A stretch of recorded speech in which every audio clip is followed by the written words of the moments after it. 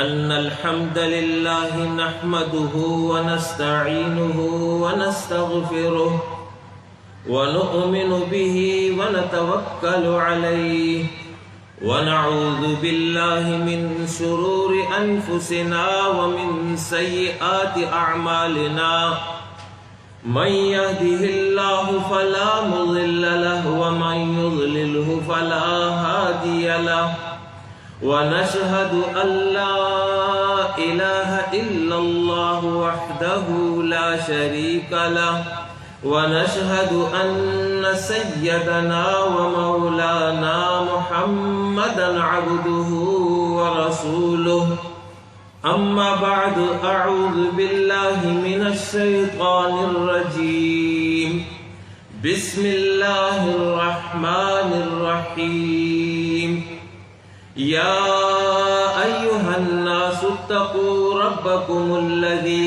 خلقكم من نفس واحدة وخلق منها زوجها وبث منهما رجالا كثيرا ونساء واتقوا الله الذي تساءلون به والأرحام إن الله كان عليكم رقيبا صدق الله مولانا العظيم رب اشرح لي صدري ويسر لي أمري واحلل عقدة من لساني يفقه قولي اما بعد محفل قرآن و سنت کا تیسرا دن اور تیسرا موضوع مثالی اسلامی گھرانہ، اس عنوان کے تحت خاندان کی اہمیت اور اس کی ضرورت،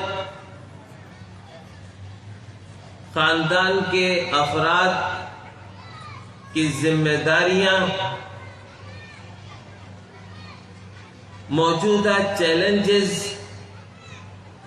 اس سے نمٹنے کا طریقہ، یہ آج کے نکات ہیں۔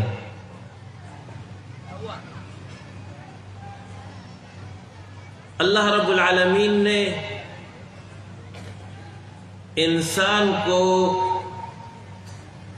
اشرف المخلوقات بنایا، اسے زمین پر خلافت عطا کی، زمین کی اشیاء کو اس کے لیے مسخر کیا۔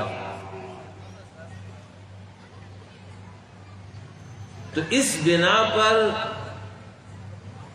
انسان باقی مخلوقات پر ایک امتیازی شان رکھتا ہے، اس کی امتیازی خصوصیات ہیں۔ ان امتیازی خصوصیات میں سے ایک اہم خصوصیت اس کا خاندانی نظام ہے۔ اس خاندانی نظام کی ابتدا انسان کی پیدائش کے ساتھ ہی رکھ دی گئی تھی۔ آدم علیہ السلام اکیلے نہیں تخلیق کیے گئے، جہاں آدم کی تخلیق ہوئی وہاں اسی مٹی سے حضرت حوا کی تخلیق ہوئی، جوڑے کی شکل میں، خاندان کی حیثیت میں، یہ جنت میں ٹھہرائے گئے اور جوڑے کی شکل میں زمین پر بھیجے گئے۔ یہ جو لوگوں میں معروف ہے کہ آدم علیہ السلام اپنے طور پر زمین پر آئے اور حوا اپنے طور پر آئی اور سری لنکا کے کسی پہاڑ پر دونوں کی اتفاقاً ملاقات ہو گئی، اس کی کوئی حقیقت نہیں ہے۔ جوڑے کی شکل میں جنت میں ٹھہرے اور جوڑے کی شکل میں زمین پر اترے، یہ پہلا رشتہ ہے جو انسانوں کے درمیان وجود میں آیا۔ باقی تمام رشتے، ماں باپ کا رشتہ، اولاد کا رشتہ، بہن بھائیوں کا رشتہ، دیگر اعزاء کا رشتہ، یہ بعد میں وجود میں آیا ہے۔ پہلا رشتہ میاں بیوی کا ہے جو وجود میں آیا ہے، اور اسے الہامی رشتہ کہتے ہیں، یعنی یہ وہ رشتہ ہے جسے اللہ رب العالمین نے ابتداءً اس کی جو ہے تخلیق کے ساتھ ہی اس کو بنا دیا تھا۔ دنیا سے جانے کے بعد اگر میاں بیوی دونوں مؤمن ہوئے، دونوں جنتی ہوئے، تو جنت میں بھی دونوں ساتھ رہیں گے۔ انسان اپنے وجود میں، اپنی زندگی گزارنے میں اور زندگی کی تکمیل کے بعد یعنی موت کے بعد تینوں مراحل میں دیگر انسانوں کا محتاج ہے۔ اپنے وجود میں ماں باپ کا، بچپن میں ماں باپ کی تربیت کا، ان کی پرورش کا، اور جیسے جیسے اس کی عمر بڑھتی چلی جائے اسی حساب سے اسے دوسرے انسانوں کا تعاون درکار ہوتا ہے۔ اسے گھر چاہیے، اسے خاندان چاہیے، اسے دوست و سہیلیاں چاہیے، اسے برادری چاہیے، اسے قوم چاہیے، اسے اجتماعیت چاہیے۔ اس کے بغیر وہ دنیا میں وقت نہیں بسر کر سکتا، اور جب وہ مر جائے تو مرنے کے بعد بھی اس کی تکفین، تدفین، اس میں بھی وہ دوسرے انسانوں کا محتاج ہوتا ہے۔ انسان اگر دنیا میں خیر کا کام کرے اور چاہے تو شر کا کام کرے، دونوں صورتوں میں دیگر انسانوں کے تعاون کی اسے ضرورت رہے گی۔ خیر اور نیکی کے حوالے سے سب سے بڑی مثال محمد الرسول اللہ صلی اللہ علیہ وسلم کی میں آپ کو دے رہا ہوں۔ جب آپ پر پہلی وحی نازل ہوئی، اس کے بعد آپ گھر تشریف لاتے ہیں، آپ کی طبیعت میں انقباض ہے، بے چینی اور اضطراب ہے، آپ نے اپنی اہلیہ محترمہ کو پورا واقعہ سنایا اور پھر فرمایا خشیت علی نفسی، مجھے اپنی جان کا خطرہ ہے۔ اس موقع پر ام المؤمنین حضرت خدیجۃ الکبریٰ رضی اللہ عنہا نے ان کو تسلی دی، ان کی ڈھارس باندھی۔ ہرگز نہیں، خدا کی قسم، اللہ آپ کو کبھی ضائع نہیں کرے گا۔ آپ تو یتیم پرور ہیں، آپ تو غریبوں کے لیے کماتے ہیں، بے کسوں کا بوجھ اٹھاتے ہیں، مہمان نواز ہیں، مصیبت میں حق کا ساتھ دیتے ہیں، ایسے انسان کو، ایسی شخصیت کو اللہ کبھی ضائع نہیں کرے گا۔ تسلی دی، ہمت باندھی، حوصلہ دیا،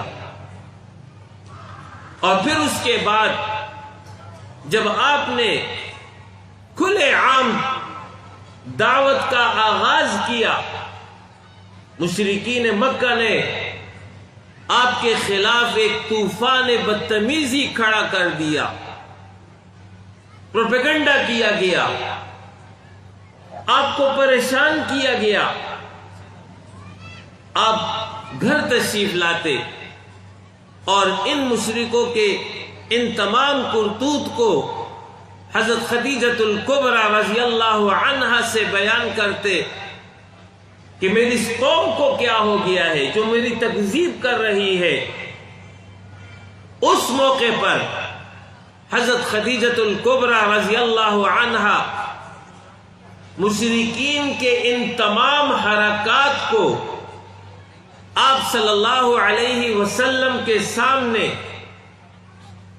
اس انداز میں بیان کر لیتے کہ جیسے کوئی معمولی سی بات ہے، اور ساتھ ہی عرض کرتی، اللہ کے رسول، کیا دنیا میں کوئی ایسا پیغمبر آیا ہے جس کی تکذیب نہ کی گئی ہو، جس کے خلاف پروپیگنڈا نہ کیا گیا ہو؟ اس طرح آپ کو حوصلہ دیتی، آپ کی ہمت مضبوط کرتی۔ یہ وہ خاتون ہے جس نے سب سے پہلے ایمان قبول کیا اور اپنے پورے مال کو اپنے شوہر کے مشن پہ لگا دیا۔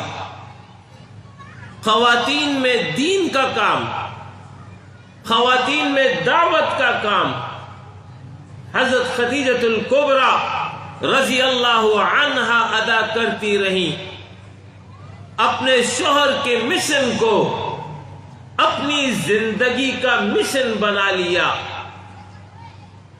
اسی طرح حضرت ام سلمہ رضی اللہ عنہا، یہ بھی ام المؤمنین ہے، صلح حدیبیہ ہو جانے کے بعد اس وقت مسلمان رنجیدہ تھے اس صلح پر کہ یہ صلح کیوں ہو رہی ہے، اس میں جو شرائط ہیں اس میں ہم کو کمزور دکھایا جا رہا ہے، لیکن اللہ کے حکم کے تحت وہ صلح ہو گیا۔ اس وقت یہ عمرے کی ادائیگی کے لیے نکلے تھے، تو ان میں سے جن کے پاس قربانی کا جانور تھا جو عمرے کی ادائیگی کی تکمیل پر حرم میں ذبح ہونا تھا، آپ صلی اللہ علیہ وسلم نے حکم دیا کہ اپنے اپنے جانور ذبح کر دو اسی مقام پر، آگے عمرے کے لیے ہم نہیں جا رہے ہیں معاہدے کی روح سے۔ لیکن ایک صحابی بھی اپنی جگہ سے نہیں اٹھا۔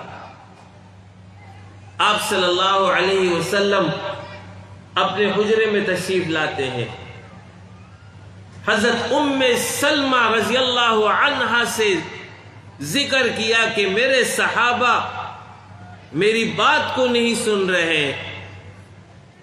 اس موقع پر دیکھیے ایک خاتون اپنے شوہر کو کیا مشورہ دے رہی ہے۔ حضرت ام سلمہ رضی اللہ عنہا نے عرض کیا، اللہ کے رسول، کیا آپ چاہتے ہیں کہ آپ کے صحابہ اپنے اپنے جانوروں کو ذبح کر دیں؟ تو پھر ایسا کیجئے کہ باہر تشریف لے جائیں، کسی سے کچھ نہ کہیں، اپنا جانور آپ خود ذبح کر دیں اور سر کے بال منڈوا دیں، صرف یہ عمل کر لیں۔ اس مشورے پر نبی اکرم صلی اللہ علیہ وسلم باہر تشریف لاتے ہیں، اپنا جانور ذبح کیا اور سر کے بال منڈوا دیے۔ جب صحابہ نے یہ منظر دیکھا کہ رسول اللہ صلی اللہ علیہ وسلم نے اپنا جانور ذبح کر دیا ہے، سر کے بال منڈوا دیے، تو پھر کوئی صحابی اپنی جگہ بیٹھا نہیں رہا، بلکہ آگے بڑھ کر کے اپنے اپنے جانور ذبح کرتے رہے اور ایک دوسرے کے سر کے بال منڈواتے رہے۔ یہ مشورہ ایک خاتون نے دیا۔ تو یہ خاندان کی اہمیت ہے۔ اسی طریقے سے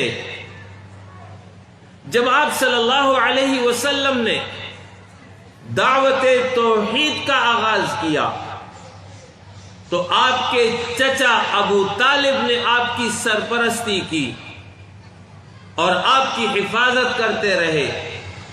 تو باہر کی دنیا میں ابو طالب اور گھر کے دائرے میں حضرت خدیجۃ الکبریٰ رضی اللہ عنہا یہ آپ کو حوصلہ دیتی، آپ کی ہمت باندھتی۔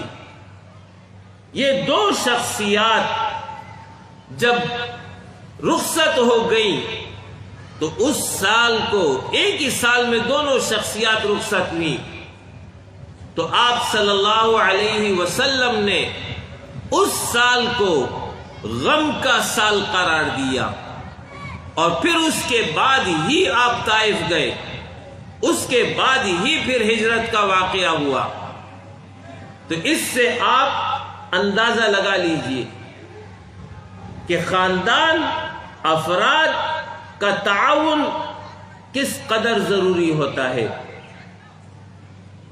آپ صلی اللہ علیہ وسلم کو قرآن میں اللہ نے فرمایا کہ اپنی قوم سے یہ کہو کہ اگر تم ایمان نہیں قبول کرتے وہ تمہاری مرضی ہے، اور میں تم سے اس دعوت کے کام پر کسی اجر کا طلبگار نہیں ہوں، ہاں الا المودۃ فی القربى، کم سے کم قرابت کی جو محبت ہوتی ہے اس کا تمہیں پاس اور لحاظ رکھنا چاہیے۔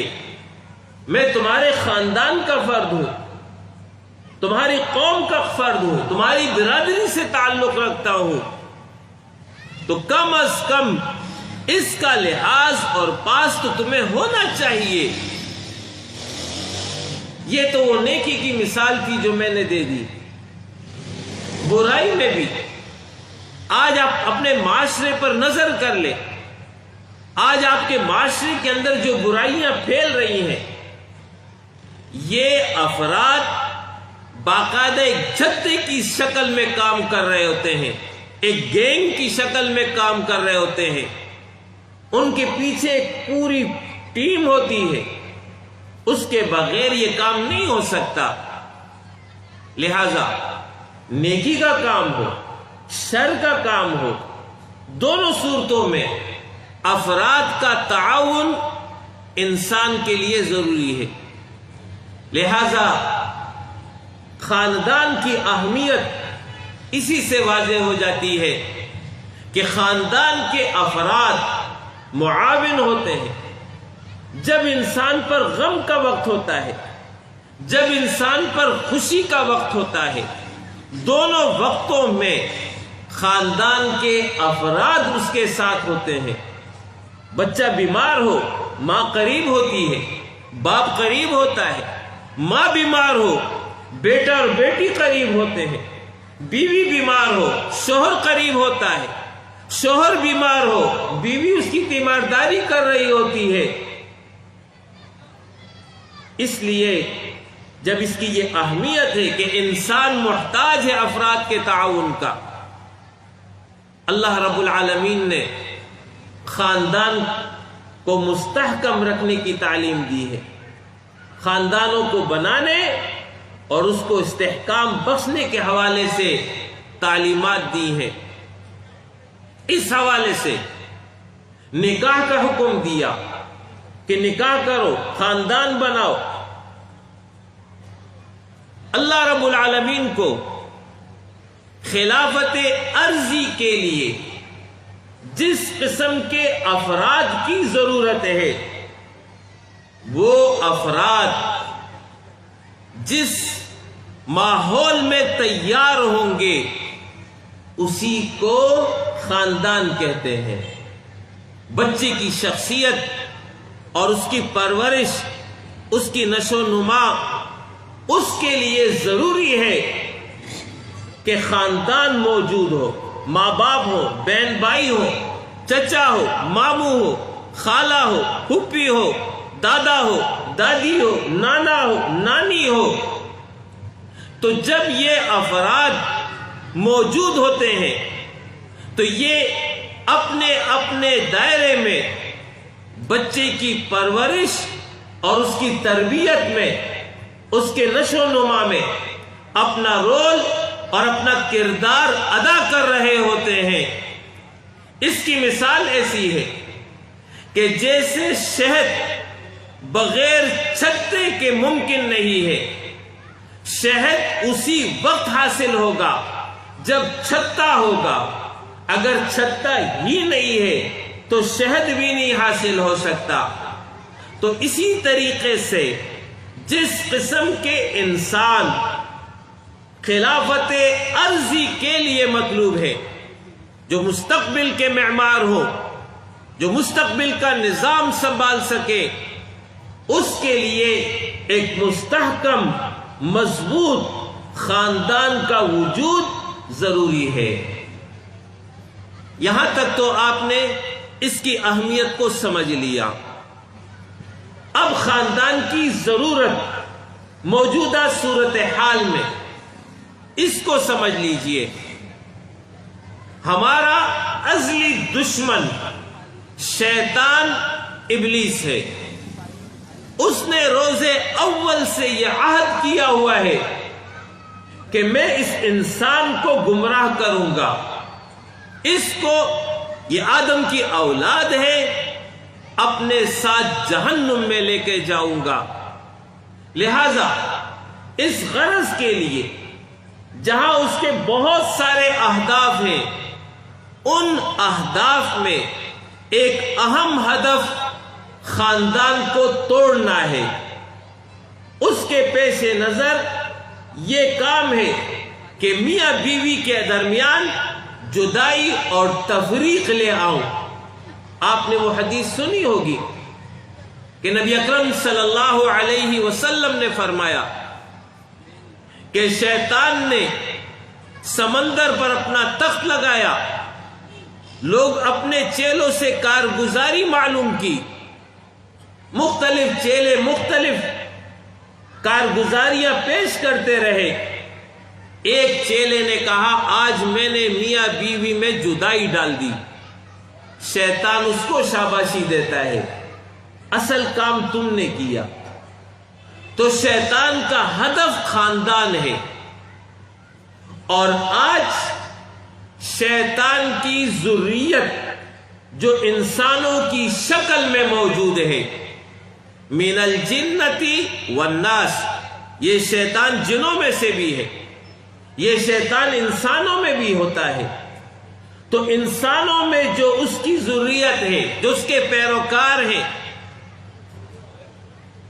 آج یہ مغرب کی صورت میں اس وقت اس کے جو ہیں اعلی کار بنے ہوئے ہیں۔ مغرب کا تصور حیات، پہلے اس کو سمجھ لیجئے۔ مغرب کا تصور حیات یہ ہے کہ مادہ سے انسانی زندگی کا آغاز ہو، مادیت پر انسانی زندگی کا اختتام ہو۔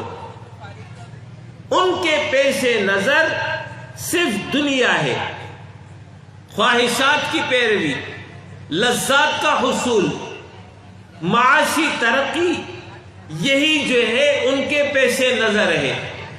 لہذا اس غرض کے لیے ان کی تمام پالیسیاں ہیں، اس غرض کے لیے ان کی تمام محنتیں ہیں۔ اس تصور حیات میں ان کے ہاں صرف دو قسم کے افراد ہیں جو کارآمد ہیں، وہ ہے مرد اور عورت۔ مرد اور عورت اس کے علاوہ کوئی اور ان کے ہاں کارآمد شے نہیں ہے. لہذا خاندان، معاشرہ ان کے پیش نظر نہیں ہے، ان کے نزدیک فرد ہے. فرد اس کا تعلق ہوگا اپنے ادارے کے ساتھ، اپنی ریاست کے ساتھ. لہذا مرد جس ادارے میں ملازمت کر رہا ہے اس کے ساتھ اس کا تعلق ہے. جس ریاست کا وہ باشندہ ہے اس ریاست کے ساتھ اس کا تعلق ہے. اس مرد کا اپنی بیوی، اپنے خاندان، اپنی قوم، اس کے ساتھ کوئی تعلق نہیں ہے. اسی طرح بیوی یعنی عورت جس ادارے میں ملازمت کر رہی ہے وہ اس ادارے کے ساتھ تعلق رکھتی، وہ اس ریاست کے ساتھ تعلق رکھے گی جس ریاست میں وہ بحیثیت رعایا رہ رہی ہے. شوہر کے ساتھ اس کا کوئی تعلق نہیں، بچوں کے ساتھ اس کا کوئی تعلق نہیں. لہذا اس تصور حیات میں صرف افراد ہیں، خاندان نہیں ہے، معاشرہ نہیں ہے. جب خاندان نہیں ہے تو پھر میاں بیوی کا تصور بھی نہیں ہے، پھر ماں باپ کا تصور بھی نہیں ہے، پھر دیگر رشتوں کا بھی کوئی پاس اور کوئی لحاظ نہیں ہے. یہی وجہ ہے کہ جب بچے پیدا ہو جائیں تو ان کو چائلڈ کیئر سینٹر میں چھوڑ آتے ہیں، اور ماں باپ جب بوڑھے ہو جاتے ہیں تو انہیں اولڈ ہاؤسز کے حوالے کر دیتے ہیں، اس لیے کہ اب یہ ان کے کام کی چیز نہیں ہے. یہ ہے وہ مغرب کا تصور. جبکہ اسلام کا تصور میں نے آپ کو بتا دیا کہ اسلام کا تصور یہ ہے کہ انسان اس زمین پر اللہ کا خلیفہ ہے. اس کی ذمہ داری ہے کہ وہ اپنی ذاتی زندگی میں بھی، اپنے گھر کی زندگی میں بھی، اپنے معاشرے کی زندگی میں بھی اللہ کے احکام کے مطابق عمل کرے گا اور عمل کروائے گا. لہذا اسلام کا تصور حیات اور مغرب کا تصور حیات، ان دونوں میں اتنا فرق ہے جتنا کہ آسمان اور زمین میں فرق ہے. لہذا آج کی جو غالب تہذیب ہے جس کو ہم مغربی تہذیب کہتے ہیں، یہ مغربی تہذیب جب اس نے اپنے کارنامے اپنے ہاتھ دکھا دیے، اب اس کی یہ کوشش ہے کہ یہ پوری دنیا پر لاگو ہو جائے، پوری دنیا ایک گاؤں کی مانند ہو جائے، پوری دنیا پر ایک نظام قائم ہو جائے جس کو یہ ورلڈ آرڈر کہتے ہیں. اس ورلڈ آرڈر میں رکاوٹ دین اسلام ہے. اسی وجہ سے دین اسلام اس وقت ہدف بنا ہوا ہے، اور یہ ہمارا خاندانی سسٹم اور خاندانی نظام یہ ان کی راہ میں رکاوٹ ہے. لہذا اس وقت مغرب کی کوشش یہ ہے کہ اسلام کا جو دیا ہوا یہ خاندانی سسٹم اور خاندانی نظام ہے اس کو توڑ پھوڑ دیا جائے، میاں بیوی کو الگ کر دیا جائے، ماں باپ اور اولاد کے درمیان جدائی لے آئی جائے. اس حوالے سے قوانین بنائے جا رہے ہیں، اس حوالے سے پروگرامات لائے جا رہے ہیں. یہ جو پنجاب میں اور پھر سینٹ اور قومی اسمبلی میں انسداد تشدد بل کے نام سے جو کچھ ابھی قریب کی ماضی میں ہوا، اگر یہ قانون منظور ہو جائے اور اس پر عمل درآمد شروع ہو جائے تو پھر اس کے بعد پھر ہمارا خاندانی نظام یہ جو ہے درم برم ہو جائے گا۔ یہ انسداد تشدد بل نہیں ہے، بلکہ گھر توڑ بل ہے۔ اس میں ایسی شقیں موجود ہیں کہ اگر بیوی کو شکایت پیدا ہو گئی، وہ اپنے شوہر کے خلاف جا کر کے تھانے میں FIR کٹوائے، اور پھر اس کے بعد شوہر گرفتار ہوگا، شوہر عدالت سے سزا پائے گا، سزا پانے کے نتیجے میں بیوی سے وہ الگ رہے گا، اور پھر اس کے بعد اس کو رہائی ملے گی، تو پھر مجھے جواب دیجئے کہ جس شوہر کو بیوی نے اس طرح سزا دی ہو، کیا وہ شوہر اس بیوی کے ساتھ بقیہ زندگی گزارے گا؟ اسی طرح بیٹا یا بیٹی، اس کو اگر باپ نے ڈانٹ دیا، اس کی اصلاح کے حوالے سے اس کو کچھ کہہ دیا، تو اس نے اگر اپنے باپ کے خلاف جا کر کے تھانے میں رپورٹ کرا دی، تو تھانے والے جا کر کے اس کے باپ کو گرفتار کر دیں گے، اور اس کے مطابق جو بھی کارروائی ہوگی اس کو چلائیں گے۔ تو کیا خیال ہے، اس کارروائی ہونے کے بعد کیا یہ باپ اپنے بچوں سے محبت رکھے گا؟ کیا یہ باپ بچوں کی تربیت میں اپنا مال خرچ کرے گا؟ یہ ہے وہ ایجنڈا جو یہاں لاگو کیا جا رہا ہے۔ جماعت اسلامی کا واحد سینیٹر مشتاق احمد نے بر وقت اس کا نوٹس لیا۔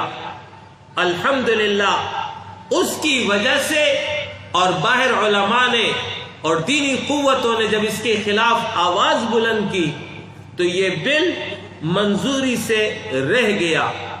یہ میں نے آپ کو تھوڑا سا ایک خاکہ بتا دیا کہ اس وقت مغرب کی کیا پالیسیاں ہیں، ان کا کیا ایجنڈا ہے۔ لہذا اس وقت ضرورت اس بات کی ہے کہ ہم اس خاندانی نظام کی اہمیت کو سمجھیں اور اس کو مستحکم رکھیں۔ گو کہ مغرب کے اس غالب تہذیب کے مقابلے کے لیے ضرورت ہے ایک اسلامی حکومت کی، جس کا ذکر میں نے کل تفصیل کے ساتھ آپ کے سامنے کیا۔ ایک اسلامی حکومت ہی اس کا مقابلہ کر سکتی ہے، لیکن جب تک اسلامی حکومت قائم نہیں ہوتی ہے تو پھر آخری چارہ کار کے طور پر ہم میں سے ہر فرد کے پاس جو سہولت موجود ہے اس کو بروئے کار لاتے ہوئے اس آزمائش سے، ان فتنوں سے، ان طوفانوں سے اپنوں کو محفوظ رکھنا ہوگا، اور اس کے لیے آخری مورچہ جو اس غالب تہذیب کے خلاف میدان عمل میں ہوگا، وہ آخری مورچہ ہمارا خاندانی سسٹم ہوگا۔ اگر یہ خاندانی نظام موجود رہا، مستحکم اور مضبوط رہا، تب تو ہم اس غالب تہذیب کا مقابلہ کر پائیں گے، اور اگر یہ خاندانی نظام ختم ہو گیا تو پھر یاد رکھیے نہ ایمان محفوظ رہے گا، نہ اخلاق محفوظ رہیں گے، اور نہ ہی ہماری نئی نسل محفوظ رہ پائے گی۔ لہذا ضرورت اس بات کی ہے کہ ہم اپنے خاندانی نظام کو مستحکم اور مضبوط کریں۔ اب اس بات کو بھی سمجھ لیجئے، اسلام کا تصور خاندان میاں بیوی دو بچے نہیں ہے۔ اسلام کا تصور خاندان یہ ہے میاں بیوی، اولاد، میاں بیوی کے ماں باپ، میاں بیوی کی بہن بھائی، برادری، آگے بچے جب بڑے ہو جائے تو ان کی شادیاں ہو جائیں، تو اس کی وجہ سے جو نئے رشتے وجود میں آئے، ان سب پر مشتمل خاندان یہ ہے اسلام کا تصور خاندان. اس کو آپ قوم بھی کہہ سکتے ہیں، اس کو آپ قبیلہ بھی کہہ سکتے ہیں، اس کو آپ برادری بھی کہہ سکتے ہیں. یہ قوم، قبیلہ، برادری اور خاندان، اس کو مستحکم بنانا اور مستحکم رکھنا خلافت عرضی کے لیے بھی ضروری ہے، زندگی گزارنے کے لیے بھی ضروری ہے. اور اس وقت جو موجودہ چیلنجز ہمیں درپیش ہیں اس سے نبر و آزما ہونے کے لیے بھی ان کا ہونا ضروری ہے. مجھے بتایا گیا کہ اس آبادی میں بہت سارے برادریاں موجود ہیں. مجھے بہت خوشی ہوئی کہ الحمدللہ کہ ہمارے ہاں یہ برادری سسٹم موجود ہے. لہذا آج میں اہل محلہ سے گزارش کروں گا کہ اپنے اس برادری سسٹم کو مضبوط رکھیں، اپنے رشتوں کا پاس اور لحاظ رکھیں، بڑوں کا احترام کریں، چھوٹوں پر شفقت کریں، ایک دوسرے کے معاون اور مددگار بنے، ایک دوسرے کے خیر خواہ بنے، نیکی کے کام میں ایک دوسرے کے ساتھ تعاون کریں. اس طریقے سے آپ کی یہ برادری سسٹم مضبوط رہے گی، تبھی ہم جو ہے ان مغرب کے چیلنجز کا مقابلہ کر سکیں گے.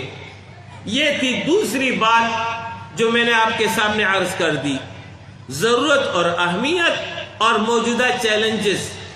اب اس کے بعد تیسری بات ہے کہ اسلام نے اس خاندانی نظام کو مستحکم رکھنے کے لیے کیا تعلیمات اور ہدایات دی ہیں. خاندان کا اول اور آغاز میاں بیوی کے رشتے سے ہوتا ہے اور پھر اس کے بعد باقی رشتے ہیں. لہذا میں اسی ترتیب کے مطابق یہ نکات آپ کے سامنے رکھوں گا. دین کی تعلیم یہ ہے کہ نکاح کرو، گھر بناؤ، گھر بساؤ. لہذا ایک لڑکا اور لڑکی، مرد اور عورت، یہ جو ہے نکاح کے ذریعے ایک نئے خاندان کو وجود بخشتے ہیں.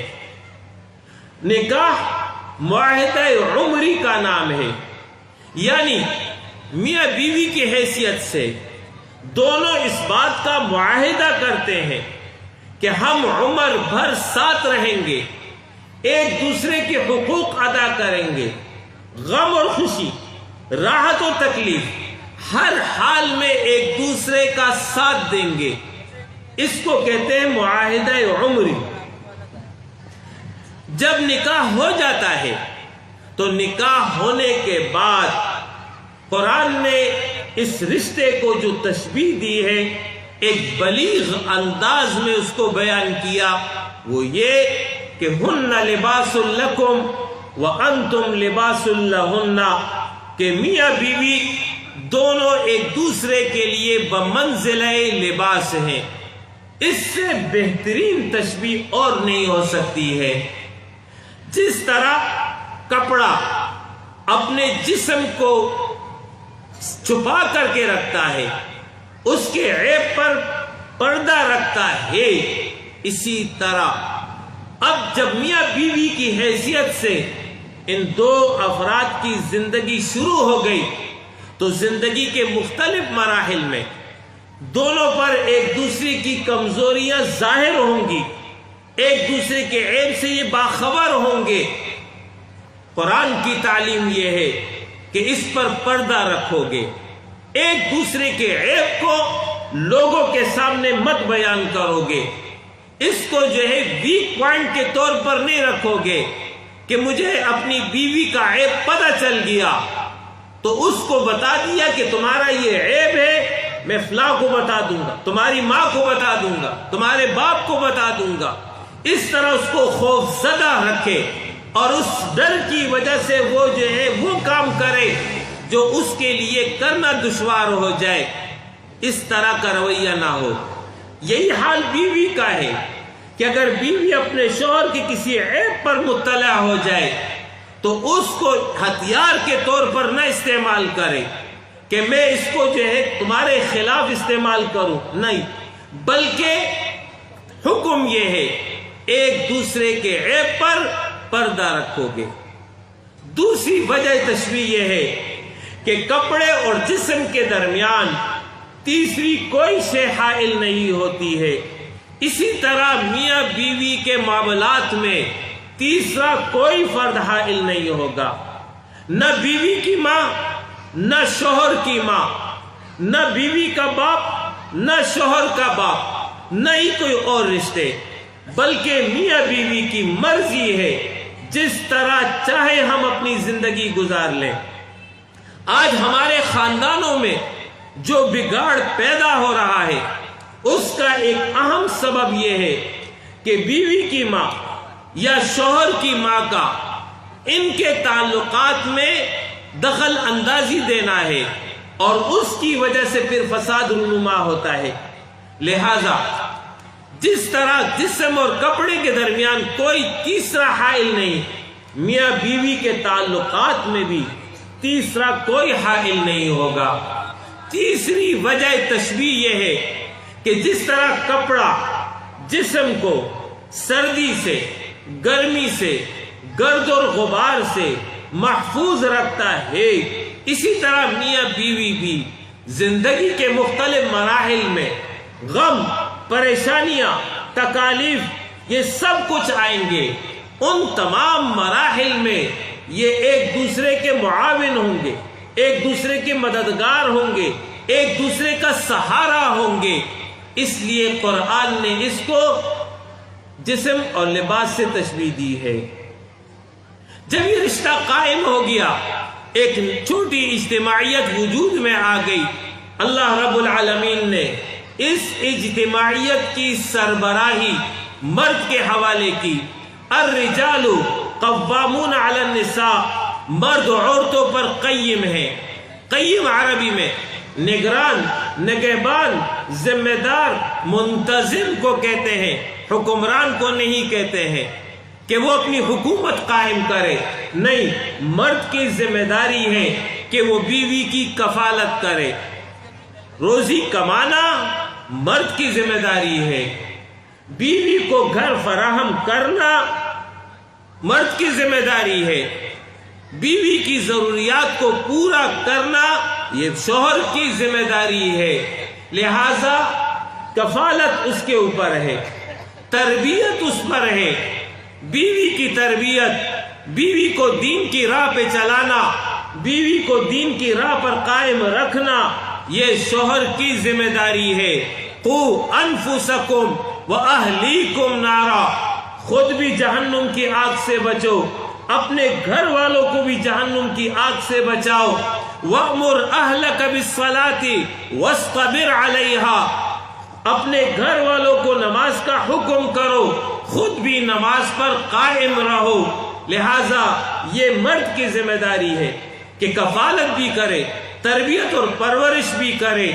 الا کلکم راع وکلکم مسئول عن رعیتہ والرجل راع علی اہل بیتہ، تم میں سے ہر ایک نگران ہے اس کے ماتحت رعیت کے بارے میں۔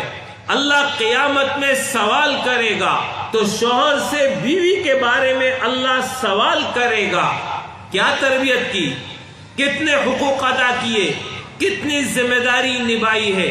لہذا مرد ذمہ دار ہے، مرد کی دوہری ذمہ داری، اپنی بھی اور اپنے بیوی اور بچوں کی بھی ذمہ داری اس پر ہے۔ اب جب مرد ناظم بن گیا، منتظم بن گیا، تو کوئی بھی نظم بغیر اطاعت کے نہیں قائم ہو سکتا۔ لہذا دوسری طرف بیوی اور بچوں کو شوہر کی اطاعت کا حکم دیا گیا۔ اس حوالے سے رسول اللہ صلی اللہ علیہ وسلم نے فرمایا، اللہ کے ماں سوا کسی اور کے سامنے سجدہ جائز ہوتا، بیوی کو حکم کرتا کہ اپنے شوہر کو سجدہ کرے۔ آپ صلی اللہ علیہ وسلم نے فرمایا، جو خاتون اس حال میں دنیا سے رخصت ہوئی کہ اس کا شوہر اس سے راضی رہا، وہ جنت میں جائے گی۔ آپ صلی اللہ علیہ وسلم نے فرمایا، جب خاتون 5 وقت نماز پڑھے، ماہ رمضان کے روزے رکھے، اپنی عزت کی حفاظت کرے، اپنے شوہر کی اطاعت کرے، تو جنت کے 8 دروازے اس کے لیے کھول دیے جائیں گے، جس دروازے سے چاہے وہ جنت میں داخل ہو جائے۔ ان تمام احادیث کا خلاصہ یہ ہے کہ بیوی شوہر کی اطاعت کرے، بیوی شوہر کی رضا کے مطابق عمل کرے تو اس کے لیے جنت کا وعدہ ہے۔ دوسری جانب بیوی کے حقوق شوہر پر، اس حوالے سے قرآن مجید میں اللہ رب العالمین نے ارشاد فرمایا وَعَاشِرُوهُنَّ بِالْمَعْرُوفِ، اپنی بیویوں کے ساتھ معروف اور بھلے طریقے کے مطابق زندگی گزارو، بیجا سختی نہ کرو، ڈانٹ ڈپٹ نہ کرو، نہیں بلکہ معروف اور بھلے طریقے کے مطابق، شرافت اور انسانیت کے مطابق زندگی گزارو۔ یہ قرآن نے بتا دیا، اور پھر رسول اللہ صلی اللہ علیہ وسلم نے اس کی تفصیل بیان کی، ارشاد فرمایا تم میں بہترین شخص وہ ہے جو اپنے گھر والوں کے ساتھ حسن سلوک رکھتا ہو، اور میں تم سب سے زیادہ اپنے گھر والوں کے ساتھ حسن سلوک رکھتا ہوں۔ حسن سلوک نرم رویہ، محبت، پیار، شفقت، درگزر کرنے والا رویہ، سختی کا رویہ نہ ہو، غصے کا رویہ نہ ہو، ایسی کیفیت نہ ہو کہ شوہر گھر پہ موجود تو بیوی کانپ رہی ہو، بچے ڈر رہے ہوں، گھر میں داخل ہو تو خوف اور ہراس کی کیفیت دوڑ جائے، نہیں یہ کیفیت نہیں ہونی چاہیے۔ آپ صلی اللہ علیہ وسلم کی حدیث کا مفہوم یہ ہے کہ عورتوں سے متعلق میرا تاکیدی حکم یاد رکھو، اور پسلی سے پیدا کی گئی، پسلی میں اوپر والا حصہ سب سے زیادہ ٹیڑھا ہوتا ہے، تم نے اگر اپنی بیوی کو سیدھا کرنے کی کوشش کی نہیں کر سکو گے، توڑ دو گے۔ مطلب حدیث کا یہ ہے کہ عورت کے مزاج میں طبعاً اور فطرتاً ٹیڑھ پن موجود ہے، اس سے غلطی ہوگی، اس سے کوتاہی ہوگی، وہ کبھی تمہارا کہنا نہیں مانے گی، وہ کبھی تم سے زبان درازی کر جائے گی، لیکن اس کا طریقہ یہ نہیں ہے کہ ہر وقت ڈانٹ ڈپٹ کرتے رہو، محاسبہ کرتے رہو، شک اور وہم میں مبتلا ہو۔ فرمایا اگر ہر وقت اس کیفیت میں رہو گے تم اپنے گھر کو برباد کر دو گے، تو پھر کیا کرو؟ تو وہ بھی آپ صلی اللہ علیہ وسلم نے بتایا۔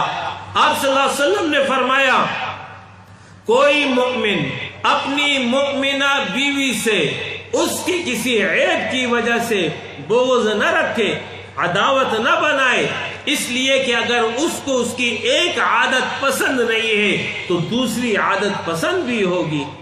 مطلب حدیث کا یہ ہے کہ کوئی بھی انسان 100% کامل نہیں ہوتا ہے، عیب نقص ہر انسان میں ہوتا ہے، انسان مرکب ہے اچھائیوں کا اور برائیوں کا، اس میں اچھائی بھی ہوتی ہے، اس میں برائی بھی ہوتی ہے، خوبی بھی ہوتی ہے، عیب بھی ہوتا ہے، لہذا تعلیم دیا گیا کہ خوبیوں سے فائدہ اٹھاؤ اور غلطیوں پر اور عیب پر پردہ ڈالو، نظر انداز کر دو، چشم پوشی کیا کرو۔ آپ صلی اللہ علیہ وسلم نے فرمایا جس طرح تم کھاتے اور پہنتے ہو اپنی بیویوں کو کھلاؤ اور پہناؤ، خبردار ان کے چہروں پر مت مارنا، ان کی برائی لوگوں کے سامنے مت بیان کرنا، ان کو گھروں سے نہ نکالنا۔ ہاں ناراضگی ہو گئی ہے، گھر میں علیحدگی اختیار کر سکتے ہو، زیادہ سے زیادہ کمرے میں بستر الگ کر لو، اس حد تک کی ناراضگی، اس کا لحاظ رسول اللہ صلی اللہ علیہ وسلم نے کیا۔ انسانی نفسیات کا خیال رکھا ہے کہ بعض اوقات انسان کی طبیعت ایسی بن جاتی ہے کہ وہ اپنی بیوی سے ناراض ہو گیا تو پھر زیادہ سے زیادہ یہ ہے کہ بستر الگ کر لو، لیکن اس سے زیادہ کی اجازت نہیں ہے کہ غصے میں آ کر کے اس کو سسرال چھوڑاؤ، یا غصے میں آ کر کے بیوی از خود میکے چلی جائے، یا غصے میں آ کر کے شوہر جو ہے 3 طلاق زبان سے نکال دے۔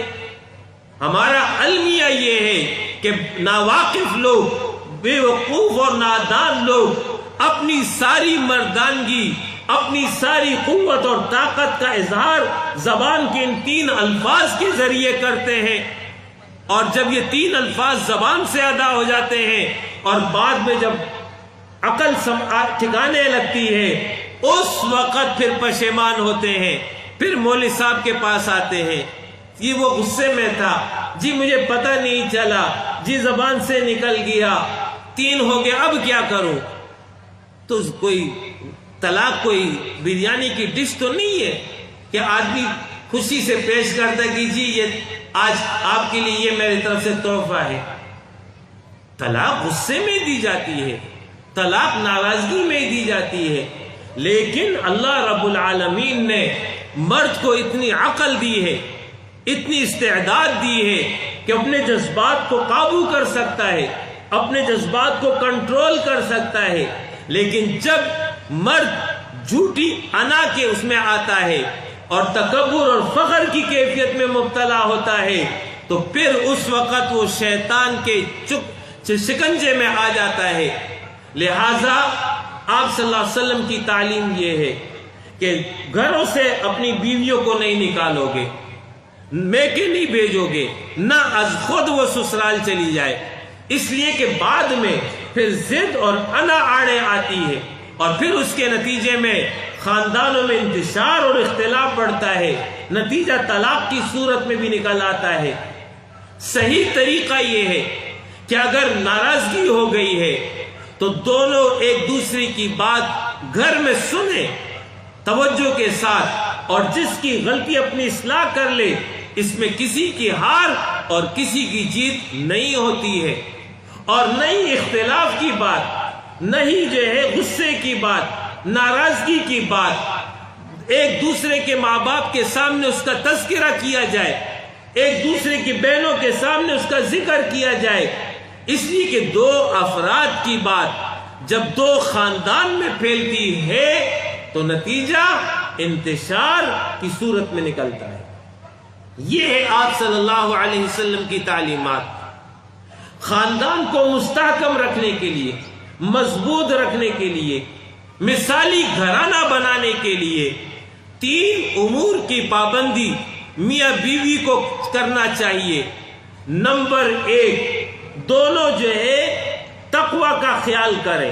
تقوی یہ ہے کہ دونوں اس بات کا احساس رکھیں کہ ہم اللہ کے قانون کے تحت، یعنی قانون نکاح کے تحت اس بندھن میں بندھے ہوئے ہیں، ہم دونوں پر اللہ کی جانب سے حقوق عائد ہیں۔ اس معاملے میں اگر کوتاہی کریں گے تو ہو سکتا ہے کہ دنیا میں کوئی احتساب نہ ہو، دنیا میں پکڑ نہ ہو، لیکن اللہ سب کچھ دیکھ رہا ہے، اس کے علم میں سب کچھ ہے۔ لہذا یہ ہے تقوی۔ دوسرا ہے عدل۔ عدل یہ ہے کہ جس کا جو حق ہے وہ پورا کا پورا دیا جائے۔ اپنی بیویوں کو کھلاؤ، پہناؤ، اچھی طرح رکھو۔ اور تیسرا یہ ہے احسان۔ احسان یہ ہے کہ حق سے زیادہ دو، اچھا کھلاؤ، اچھا پہناؤ۔ رسول اللہ صلی اللہ علیہ وسلم نے فرمایا بہترین دینار وہ ہے جو تم اپنے گھر والوں پر خرچ کرو۔ آپ صلی اللہ علیہ وسلم نے فرمایا جو لقمہ تم اپنی بیوی کے منہ میں رکھتے ہو، فرمایا اس پر بھی تمہیں اجر ملے گا۔ لہذا یہ 3 کام ہے، تقوی، عدل، احسان۔ جب ان 3 باتوں پر عمل ہوگا اس کے نتیجے میں خاندان مستحکم ہوگا۔ بہو کی حیثیت سے اگرچہ ساس کی خدمت اس پر لازم نہیں ہے، سسر کی خدمت اس پر لازم نہیں ہے، لیکن احسان کا تقاضا یہ ہے کہ بہو اپنی ساس کی خدمت کرے، بہو اپنی سسر کی خدمت کرے، اپنے نندوں کے ساتھ اچھا رویہ رکھے۔ خدمت کے ذریعے ہی لوگوں کے دلوں کو جیتا جا سکتا ہے، یہ ہے احسان۔ لہذا تقوی، عدل، احسان، ان 3 باتوں پر عمل ہوگا۔ قرآن نے اس کا نتیجہ بیان کیا، لِتَسْكُنُوا إِلَيْهَا وَجَعَلَ بَيْنَكُمْ مَوَدَّةً وَرَحْمَةً۔ اللہ نے یہ رشتے اس لیے بنائے تاکہ تم اپنی بیویوں سے سکون حاصل کرو اور تمہارے درمیان میں نے الفت اور محبت رکھ دی ہے. یعنی اس کے نتیجے میں پھر محبت پیدا ہوتی ہے، گھروں میں سکون آتا ہے، گھر جنت کا نمونہ بنتا ہے. میاں بیوی اپنے معاملات کو درست رکھنے کے لیے، اپنے تعلقات کو درست رکھنے کے لیے 3 امور کو لازماً اختیار کریں. نمبر 1، دونوں ایک دوسرے پر مکمل اعتماد رکھیں. نمبر 2، دونوں ایک دوسرے کا مکمل احترام کریں. نمبر 3، گھر کے معاملات باہمی مشاورت سے طے کریں. ان 3 باتوں پر اگر عمل ہوگا تو پھر کبھی نزاع اور کبھی جھگڑا نہیں پیدا ہوگا. یہ وہ رشتہ ہے کہ اس کے نتیجے میں جو محبت اور سکون حاصل ہوتا ہے وہ دنیا کے کسی جوڑے اور کسی رشتے میں نہیں ہے. اور اسی بات کو رسول اللہ صلی اللہ علیہ وسلم نے ایک حدیث میں اس طرح بیان کیا، لم نرى للمتحابین مثل النکاح. ہم نے 2 باہم محبت کرنے والوں کے لیے نکاح سے بہترین دوسری کوئی چیز نہیں دیکھی. یعنی جس طرح الفت اور محبت میاں بیوی میں ہوتی ہے اس طرح کی الفت اور محبت دنیا کے کسی جوڑے اور کسی رشتے میں نہیں ہے. یہ تھے میاں بیوی کے حوالے سے بنیادی تعلیمات کہ جس کے نتیجے میں استحکام خاندان آتا ہے. اب میں افراد کی ذمہ داریوں کے حوالے سے ترتیب بار بیان کرتا جا رہا ہوں. نمبر 1، بحیثیت شوہر. بحیثیت شوہر اس کی ذمہ داری ہے اپنی بیوی کے ساتھ حسن سلوک کا رویہ رکھے، اس کی دلجوئی کرے، اس کی ضرورت کو پورا کرے اور استطاعت کی حد تک شرعی حدود کا پاس اور لحاظ رکھتے ہوئے اپنی بیوی کو باہر بھی لے جا سکتا ہے، سیر و تفریح بھی کرا سکتا ہے. یہ جو ہے شوہر کی ذمہ داری ہے. اسی طریقے سے شوہر بیوی کے جو ماں باپ ہیں ان کے ساتھ حسن سلوک کا رویہ رکھے.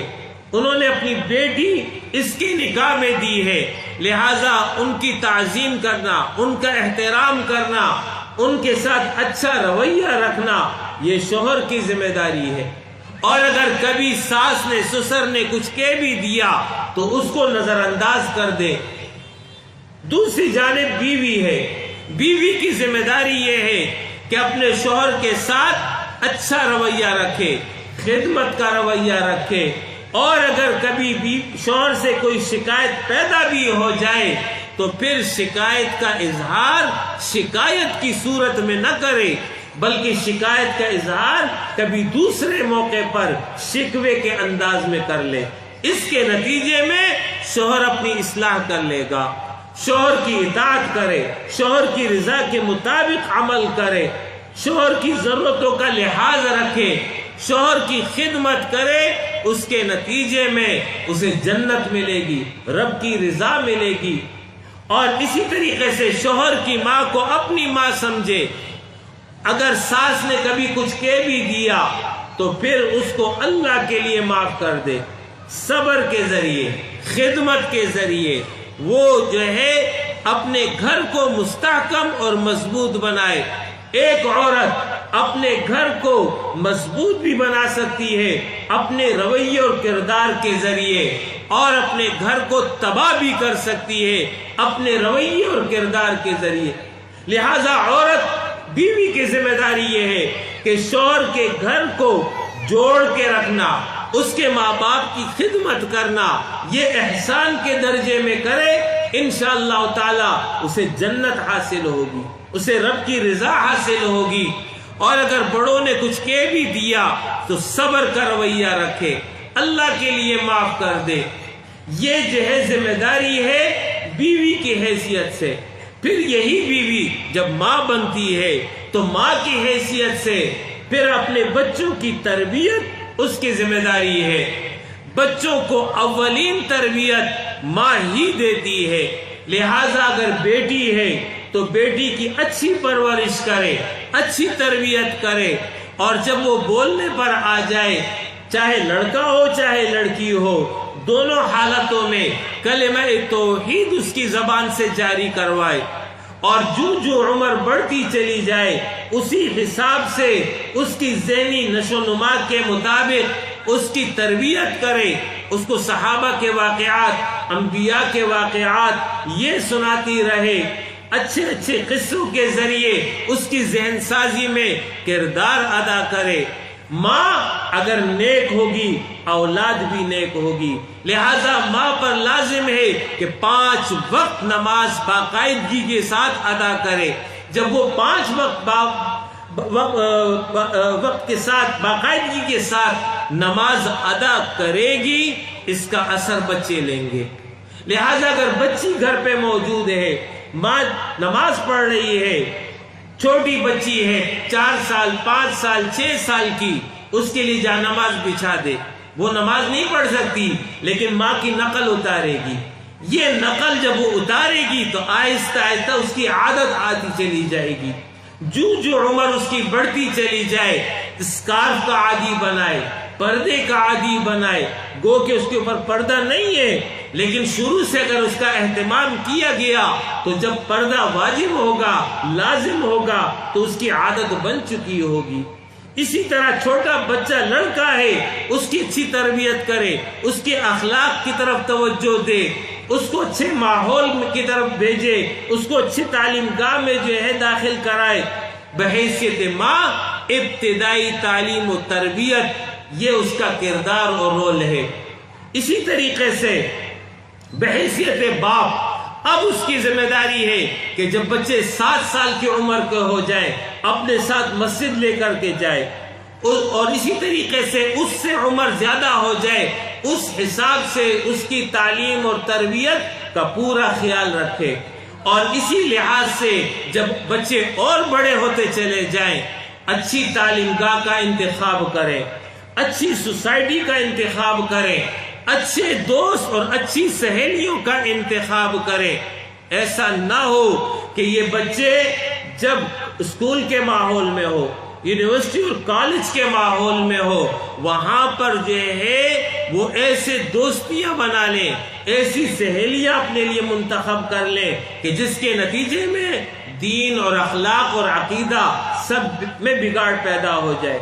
یہ جو گزشتہ دنوں اسلام آباد میں ایک واقعہ ہوا، ایک خاتون کو اس کے دوست نے جو ہے گھر بلا کر کے باقاعدہ ذبح کیا۔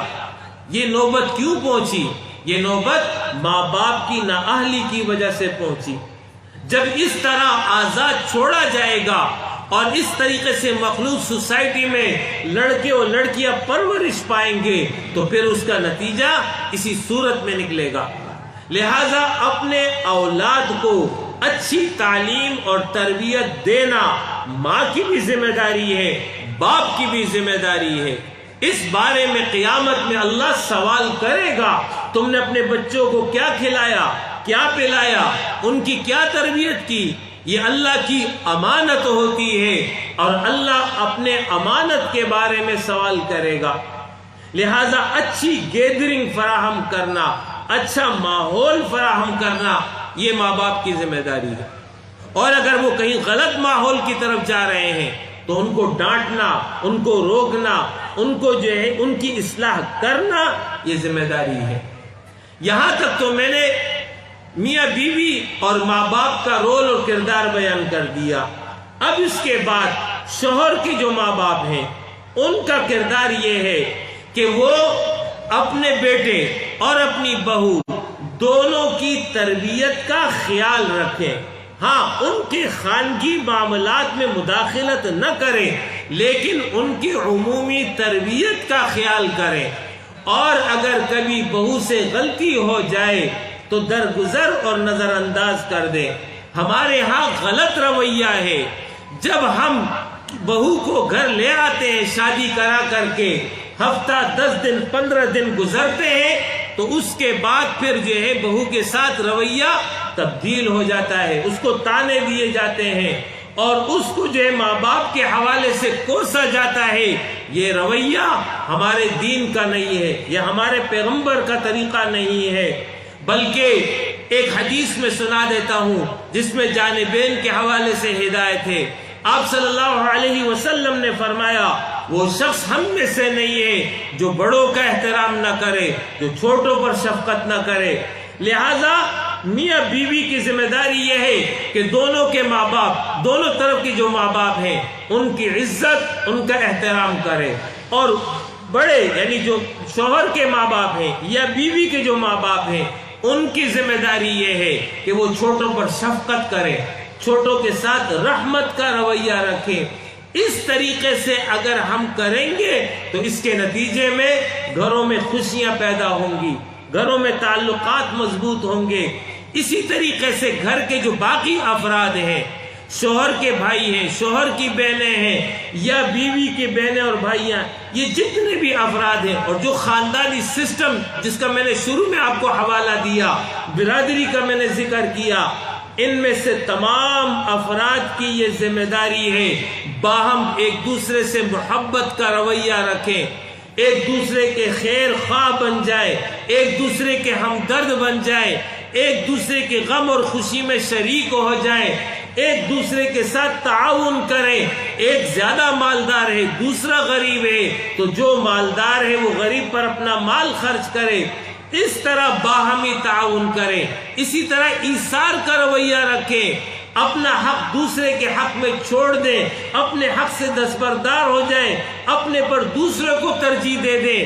تو ایثار کے ذریعے اور باہمی محبت اور تعاون کے ذریعے انشاءاللہ تعالی خاندان بھی مضبوط ہوگا، برادری بھی مضبوط ہوگی۔ خاندان اور برادری کو نقصان پہنچانے والے عوامل غیبت ہے، بدگمانی ہے، تجسس ہے، دوسرے کے عیب کو تلاش کرنا ہے، دوسرے کے خلاف غلط بات پھیلانا ہے۔ ان تمام عیوبات سے جو کسی بھی اجتماعیت کو نقصان دیتے ہیں، خاندان کے افراد کو، برادری کے افراد کو بھی ان تمام عیوبات سے محفوظ رکھنا ہے۔ اب آخری بات کی طرف آ رہا ہوں۔ اپنے گھر کو اسلامی ماحول بنانا یہ آپ کی ذمہ داری ہے۔ اسلامی ماحول بنانے کے لیے طریقہ یہ ہے کہ گھر پر خواتین نماز کی پابندی کریں، گھر پر جو ہے اللہ اور اس کی رسول کی تعلیمات کا ذکر ہونا چاہیے۔ میری گزارش یہ ہے روزانہ کی بنیاد پر آپ گھر میں جو ہے قرآن کا مطالعہ کریں۔ مفکر اسلام سید ابو الاعلی مودودی رحمہ اللہ نے تفہیم القرآن کی صورت میں 6 جلدوں میں بہترین تفسیر لکھی ہے۔ اس کا مطالعہ کریں، حدیث کی کتاب کا مطالعہ کریں، روزانہ ایک وقت متعین کر لیں جس میں تمام اہل خانہ جمع ہو، چاہے وہ ناشتے کا وقت ہو، چاہے رات کے کھانے کا وقت ہو۔ جب تمام افراد موجود ہو تو کھانے کے آغاز سے قبل ہی ایک حدیث سنا دیں اور اس کے بعد ایک آیت سنا دیں، اس ایک آیت کی تشریح کر لیں، اس کے بعد سب مل کر کے کھانا کھائیں۔ انشاءاللہ تعالی علم میں بھی اضافہ ہوگا، عمل بھی بہتر ہوگا، اللہ کے ساتھ بھی تعلق مضبوط ہوگا، کھانے میں بھی برکت ہوگی، گھر میں بھی رحمت ہوگی۔ اس کے ساتھ ساتھ میں آپ سے گزارش کر رہا ہوں، اگر آپ شیطان سے بچنا چاہتے ہیں، مغربی تہذیب اور کلچر سے بچنا چاہتے ہیں، ان تمام فتنوں سے محفوظ رہنا چاہتے ہیں، تو اس کے لیے ضروری ہے بہترین اسلامی اجتماعیت کا انتخاب کریں۔